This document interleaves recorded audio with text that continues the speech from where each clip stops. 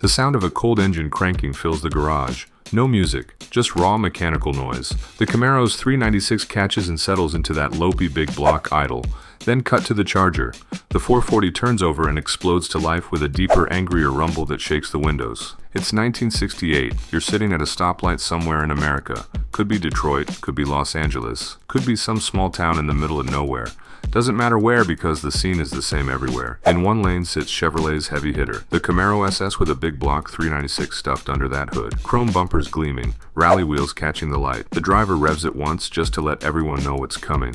In the other lane is the most sinister looking car Dodge ever built, the Charger with the 440 Magnum. Those hidden headlights give it a face like a predator waiting to strike. The driver doesn't rev it, doesn't need to. Everyone already knows what that thing can do. This isn't just Chevy versus Mopar. This is the pony car taking on the muscle car. Two completely different philosophies of American performance sitting side by side, waiting for the light to turn green. Today we're not looking at spreadsheets and magazine specs. We're looking at torque and style and soul. We're figuring out which one of these legends actually deserves the crown. Let's get into it. First thing you need to understand is that these two cars are not even close to the same size. Walk around them back to back and the difference hits you immediately. The Camaro is what GM called an F-body. It's a pony car in the same class as the Mustang. Compact, sporty, built to look fast and feel nimble. It sits on a 108-inch wheelbase, which means the front wheels and rear wheels are relatively close together. Curb weight runs somewhere between 3,400 and 3,600 pounds, depending on what options you checked on the order sheet. When you sit in a Camaro, it feels tight. The fenders are right there at the corners of your vision. You can place the car precisely because you know exactly where the edges are. It feels like a weapon you can actually aim. Then you walk over to the Charger and everything changes. This thing is massive. The Charger is a B-body, which was Dodge's full-size platform. We're talking a 117-inch wheelbase, almost a full foot longer than the Camaro.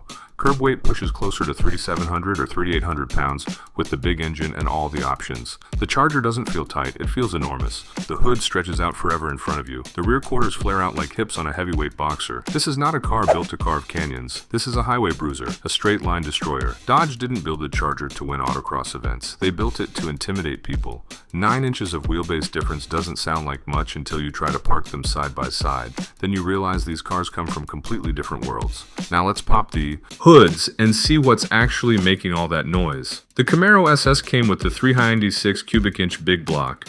Depending on which version you ordered, you were looking at somewhere between 325 and 375 horsepower. The L35 was the base big block making 325. The L78 was the solid lifter screamer making 375 and revving higher than any big block had a right to. Chevrolet always rated their engines conservatively. The insurance companies were watching horsepower numbers like hawks and jacking up rates on anything too powerful. So Chevy played games with the ratings. A 375 horsepower L78 probably made closer to 400 at the flywheel, maybe more.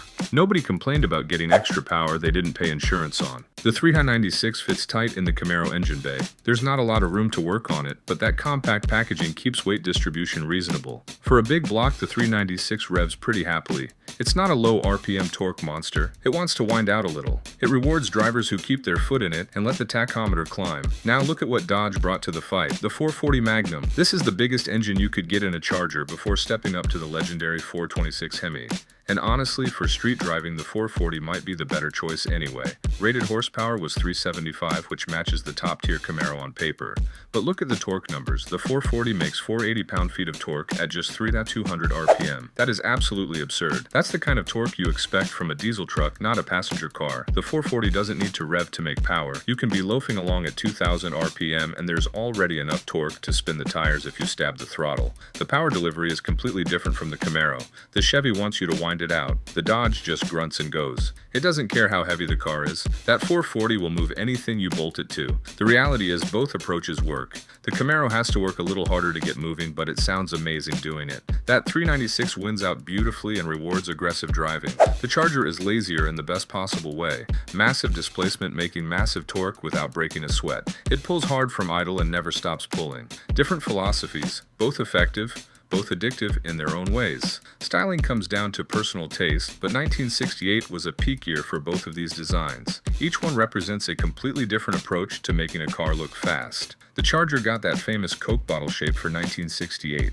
The body pinches in at the middle and then flares out at the hips like a sprinter's physique. Even standing still, it looks like it's moving. The hidden headlights give the front end a clean, sinister appearance during the day. When those doors flip open at night, the car transforms into something predatory. The rear is pure sculpture. That tunneled back window with the flying buttress pillars on each side. Nothing else looked like it then, and nothing else looks like it now. The Charger's profile is so distinctive you can identify it from a quarter-mile away.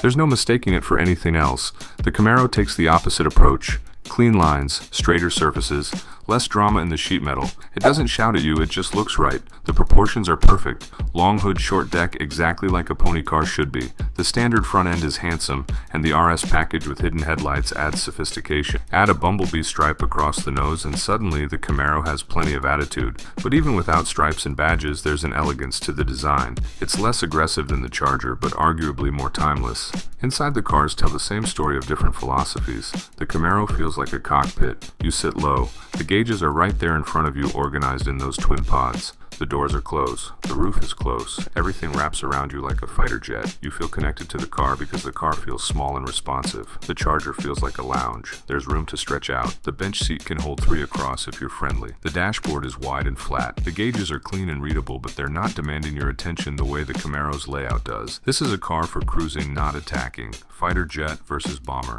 That's the best comparison. The Camaro wants to dogfight. The Charger wants to fly in a straight line and drop something heavy on the target. So, which one wins? I've been thinking about this question the entire time we've been looking at these cars, and there's no clean answer. It depends entirely on what you want from a muscle car. If you want something that handles decent and fits in a normal garage and screams street racer every time you fire it up, then you take the Camaro SS.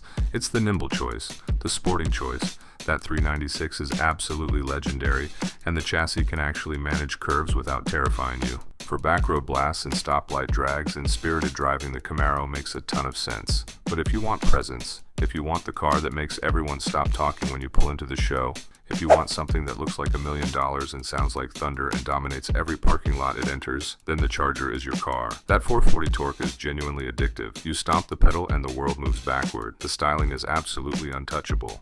Nothing from 1968 comes close. The Camaro is the better driver's car. The Charger is the better show car. The Camaro wins respect from gearheads. The Charger wins stares from everyone. For me personally, I'm taking the Charger. That torque, that presence, that rear window. There's something about the way a 440 Charger rumbles down the street that nothing else can match. It feels like rolling thunder. It feels like the 60s distilled into sheet metal and cubic inches. But I understand the Camaro argument completely.